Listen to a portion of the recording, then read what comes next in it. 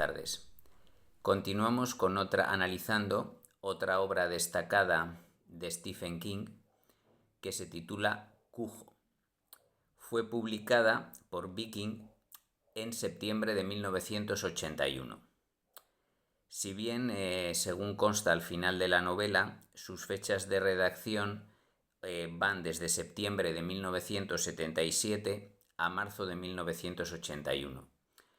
Fue una época difícil para King porque más tarde contaría en su ensayo Mientras escribo que había tenido un problema de adicción, especialmente al alcohol, por esa época y 20 años después no recordaba específicamente haber escrito esta novela. En España se publicó por Grijalbo al año siguiente, pero yo utilizaré la edición de bolsillo de 2011 con traducción de María Antonia Menini.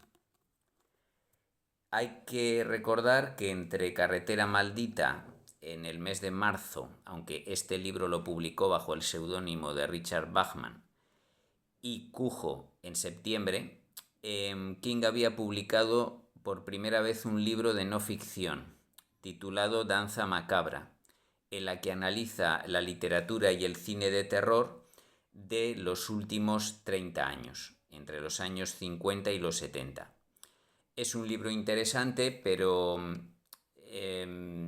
tampoco lo considero de los destacados, ni siquiera dentro del ámbito de la no ficción. Da información de lo que él opina sobre películas y libros, pero tampoco es un análisis muy exhaustivo. Hay continuas digresiones que está muy bien para saber lo que King opina de esas obras, pero no es un libro enciclopédico ni mucho menos. Por lo tanto, aunque es recomendable para quien quiera saber lo que opina King de esas obras, no lo considero como para entrar en esta antología. Por lo tanto, retomamos la novela Cujo de septiembre del 81. Cujo es un perro San Bernardo de gran tamaño y buen carácter, hasta que se vuelve rabioso por la picadura de un murciélago. Hay ciertas... se vuelve rabioso con todo lo que esto implica, que empezar a atacar a personas. Hay ciertas dudas a lo largo de la novela sobre si el perro no podría ser la reencarnación de un asesino, ya que la acción transcurre en el imaginario pueblo de Castle Rock, en Maine, que fue escenario de los crímenes de un asesino en serie en el libro La Zona Muerta, que ya comenté en su día. Sin embargo, la conclusión general parece ser que no hay espíritu por ninguna parte, que el enorme perro bondadoso por naturaleza se ha vuelto agresivo por la rabia, por la enfermedad de la rabia, y empezará a atacar Voy a resumir bastante el argumento porque aquí es difícil de especificar la estructura, ya que el libro es de un capítulo único, pero añadir que por un lado la historia del perro que se vuelve rabioso tiene dos subtramas paralelas, que son la familia Camber, que es propietaria del perro, y la familia Trenton, que tiene su propio drama y también sufrirá las consecuencias. Son familias que las dos viven en Castle Rock, pero son bastante diferentes. Los Trenton son recién llegados de Nueva York. Él es publicista, tienen un niño pequeño, son más bien de zona urbana, manejan más dinero.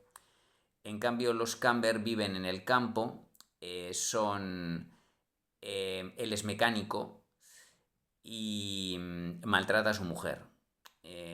Tiene un hijo de 12 años. También es un solo hijo, pero es más mayor que Tad, el hijo de los Trenton. En cuanto, como ya comentaba, a la estructura de la novela, primero mencionar que el libro está dedicado a su hermano mayor David. Stephen King lo dedica a su hermano mayor y como adelantaba, a pesar de sus casi 400 páginas no tiene capítulos. Quien consideró que sería mucho más impactante y al lector le costaría dejar de leer si tenía la estructura de capítulo único. Hay, digamos, momentos en que digamos, hay un espacio entre párrafo y párrafo que es un poco como un giro de escenario. Cuando se cambia de escenario o sucede algo importante, hay una pequeña pausa, pero los capítulos no están numerados y se considera, por tanto, de capítulo único. Por lo tanto, voy a explicar cuáles serían los momentos de la novela más interesantes, pero es difícil indicarlos sin contar la trama. Por lo tanto, a partir de aquí, quien quiera leer el libro debería darle a la pausa porque voy a contar absolutamente todo, si bien solo lo que considero mejor. La novela empieza como una especie de cuento que no tarda, porque empieza con Érase una vez, pero luego este cuento no tarda en transformarse en pesadilla, una pesadilla que sufre el niño de 5 años, Tad Trenton, el hijo de la familia urbanita de clase alta. Recuerda un poco a Danny Torrance, el del Resplandor, solo que aquí los poderes de Tad son bastante limitados. Tiene miedo a un monstruo que cree que hay en el armario y en realidad, claro, este monstruo es el perro que luego les va a amenazar. Hablando del perro, Cujo es un propio personaje de la novela. King trata de analizar, dentro de lo que puede pensar o sentir un animal, lo que siente antes y después de la picadura del murciélago. Se ve cómo se transforma de un buen perro en una máquina de matar. Y todo eso a través de los pensamientos del animal que, bueno, ocasionalmente van apareciendo a lo largo de la novela. A pesar de la extensión del libro, la acción empieza pronto. Todo lo más importante transcurre en 3 días y ya en la página 56 nos ponemos a una semana de los sucesos. Hay una... como comento, hay subtramas que son la historia de las familias, que comparado con los ataques del perro, pues pasan a un segundo plano. King los añade para humanizar un poco a los personajes y alargar la novela, pero no terminamos de conectar, creo yo, demasiado con los dramas familiares. En el caso de la familia Trenton, Donna, la esposa, engaña a su marido con un profesor de tenis que se llama Steve Kemp. Por estos momentos en que transcurre la novela acaba de cortar con él, lo cual no le sienta bien, y Steve Kemp envía una carta anónima al marido de ella y diciéndole pues eso, sin firmar, que ha tenido una relación con su esposa. Por Vic Trenton, que es el marido, pues lógicamente se lleva un disgusto, bueno, está descrito bastante bien los sentimientos que tiene, pero esta trama de infidelidad, teniendo en cuenta que el lector está más preocupado con qué pasará con la enfermedad del perro y si atacará a la gente, pues no deja de ser un segundo plano. Se dedica demasiadas páginas a ello. Mientras tanto, pues la familia propietaria del perro, que ya digo, el marido es maltratador, trata mal a su esposa, es un hombre bastante duro, bebedor, etc. Su esposa, Charity Camber, tiene un plan para, digamos, que su hijo de 10 años, Brett, de 12, perdón, vaya apartándose de, según ella, la mala influencia del marido. Y como acaba de ganar un premio de lotería, qué mejor que hacer un viaje, los dos solos, la madre y el hijo, a ver a la hermana de ella, que vive en Connecticut y ha hecho un buen matrimonio. El marido gana dinero y entonces así Brett verá cómo viven no solo los ricos, sino una familia que se lleva bien. Y para que convencer al marido de que les permita hacer ese viaje, pues con el dinero de la lotería ella también le compra pues una cadena mecánica para su trabajo.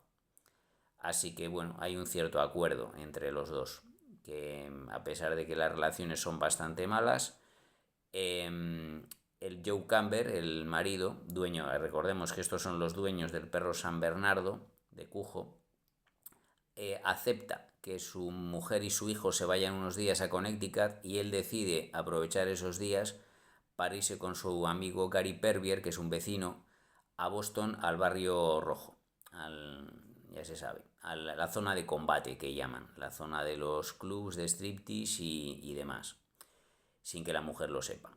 Entonces, esto explica un poco por qué luego van a estar los dos desaparecidos y todas estas cosas y no les echan de menos. Así ya, planteados estos dos pequeños dramas familiares, se pasa directamente en la página, tarda ya un poco en entrar en materia, una vez ya está especificado que el perro tiene la rabia y que pues uno se van a ir de... Por cierto, también coincide que Vic Trenton tiene un problema laboral, que es publicista, y a él y a su compañero les van a retirar un anuncio porque ha habido un escándalo, que también de esto se extiende demasiado el autor en los problemas de la empresa, que explican también por qué los dos hacen un viaje de negocios a Boston. O sea, va a estar fuera, por lo tanto, aparte de la discusión, bueno, más que la discusión, no llegan a discutir como tal, pero él le dice a su mujer que ha descubierto su aventura y que, como el viaje es al día siguiente, lo dejan un poco en suspenso, pero, pero puede plantearse un divorcio. Entonces van a estar separados unos días, que coincide con el tema de la rabia del perro. Por lo tanto, aquí se plantea eso, que las dos familias, los Camber, que son dueños del perro, están todos de viaje, y también Vic Trenton va a estar de viaje. Y así se montan un poco las piezas para el drama, que transcurrirá a lo largo de 3 días. Un lunes, un martes y un miércoles. Una vez ya planteado esto, todo ocurre bastante rápido. Brett ve que el perro está extraño la mañana del viaje y se lo dice a su madre.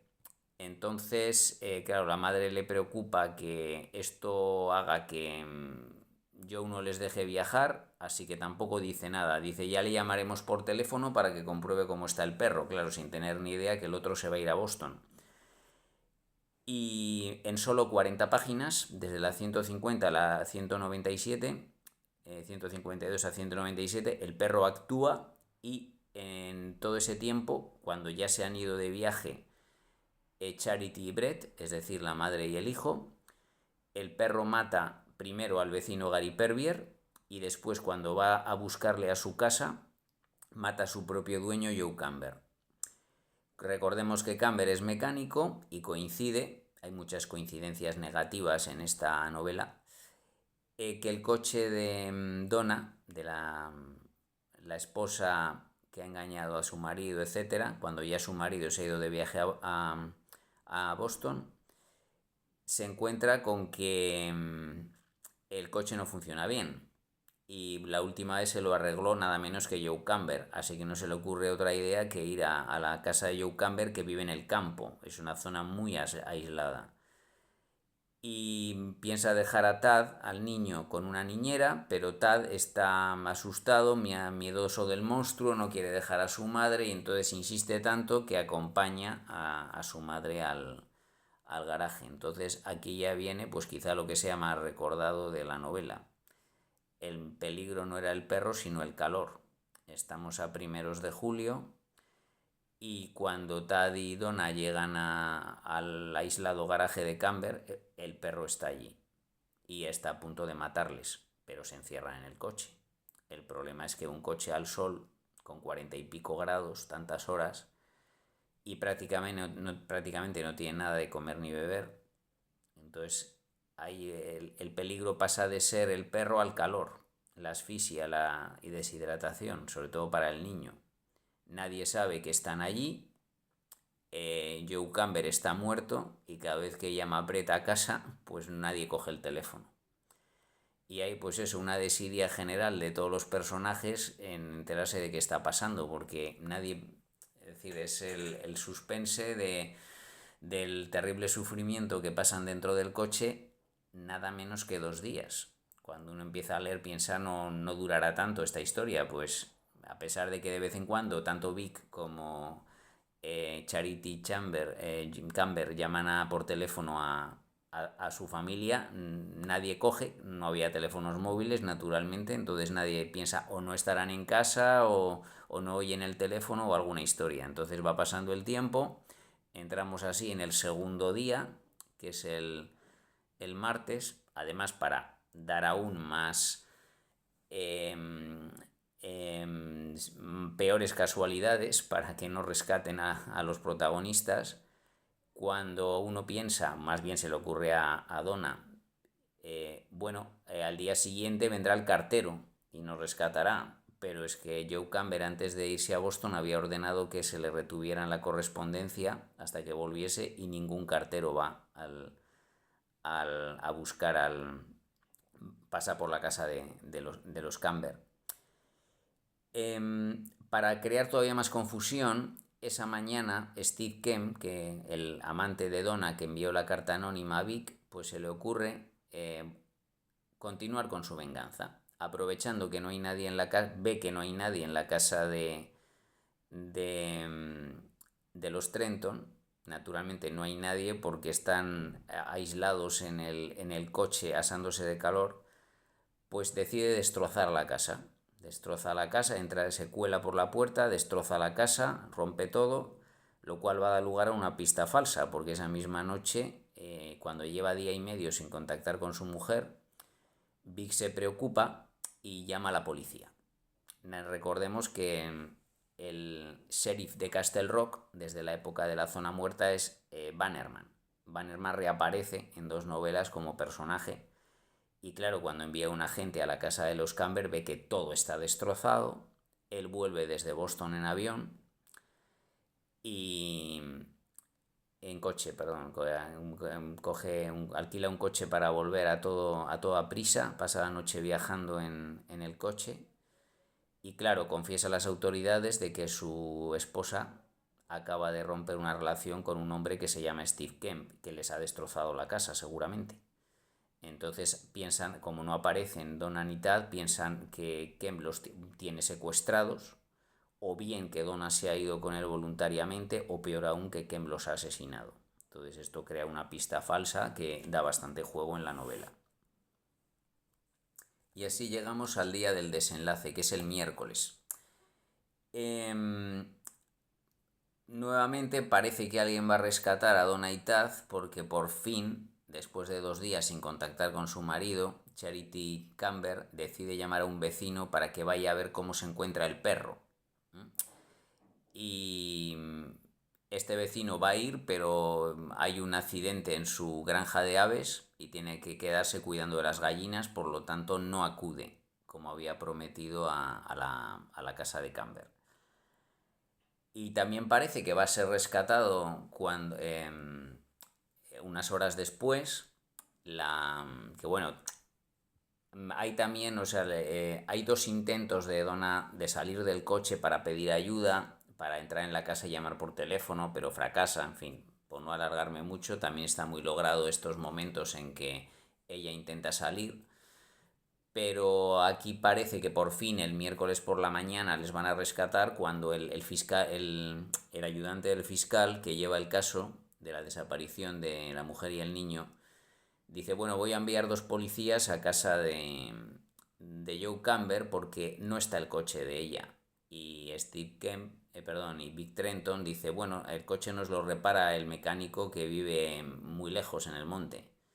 Bueno, no estará allí, pero iremos a comprobar si ha llevado el coche al garaje y hablamos con Joe Camber. Y en ese momento les llaman que han detenido a Steve Kemp en otro estado. Entonces dice, bueno, pues necesitamos más gente para interrogar al sospechoso. Y entonces dice que solo vaya el sheriff Bannerman. Así que cuando va el sheriff Bannerman él solo, el perro le ataca y lo mata. Esto ya no deja otra a...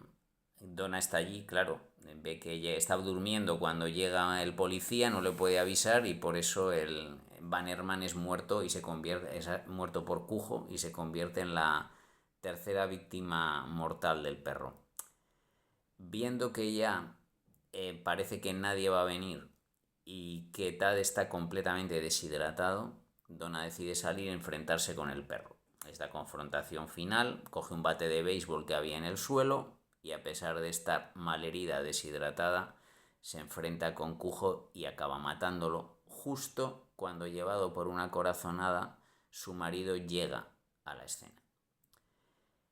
Y parece que todo va a acabar bien, pero Stephen King da un puñetazo al estómago del lector cuando, después de 2 días de sufrimiento, resulta que Tad ya ha fallecido. Y es un final muy triste. De hecho, King dijo luego que recibió cartas de lectores quejándose por la muerte del niño, pero es que él siempre ha sostenido que a veces los personajes cogen vida propia. Es decir, de algún modo consideró que después de todo ese tiempo Tad no podía sobrevivir. No era cuestión de voluntad. Él respondía medio en broma a estos lectores: yo no maté al niño, simplemente se murió. Y es lo que pasaría en la vida real, naturalmente. Bueno, así concluye esta novela tan interesante y tan original, y hablaré un poco de la adaptación cinematográfica, que fue apenas 2 años después. La dirigió Louis Tigre, que sería el que 2 años después dirigiría Los ojos del gato, que entre otros incluye uno de los relatos que ya analicé, Basta S.A. Pero claro, como el relato Basta S.A. es anterior a Cujo, por eso he hablado antes de Los ojos del gato que de Cujo película, aunque es anterior la versión cinematográfica de Cujo que la de Basta S.A. Bien, destacar, los actores no son conocidos, pero sí mencionar la curiosa historia de que Dee Wallace, que interpreta a Donna Trenton, engaña a su marido, como en la novela sucede, con el actor Christopher Stone, que es su marido en la vida real. Es decir, el amante y la esposa en la vida real son marido y mujer. El niño, el actor infantil que interpreta a Tad, es Danny Pintauro, que aquí, evidentemente, como los lectores habían protestado por la muerte del niño, se opta por salvarlo. Al final de la película, Tad no muere.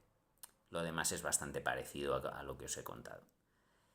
También el Cujo en la película no es interpretado por un perro, sino por 5.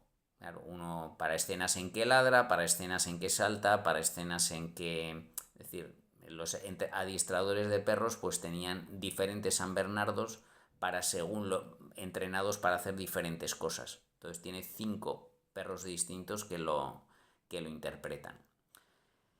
La película no está a la altura de la novela, pero bueno, quien no haya, como siempre, quien no haya leído la novela, pues la película le puede entretener, porque es bastante original esta historia de un perro asesino, etcétera, etcétera. Y con ello concluyo este análisis de Cujo. Y la siguiente novela que trataremos está bastante de moda porque en estos momentos su segunda adaptación, de hecho, cinematográfica, está en las pantallas de los cines. Se titula El fugitivo. Así que muchas gracias por escucharme y hasta pronto.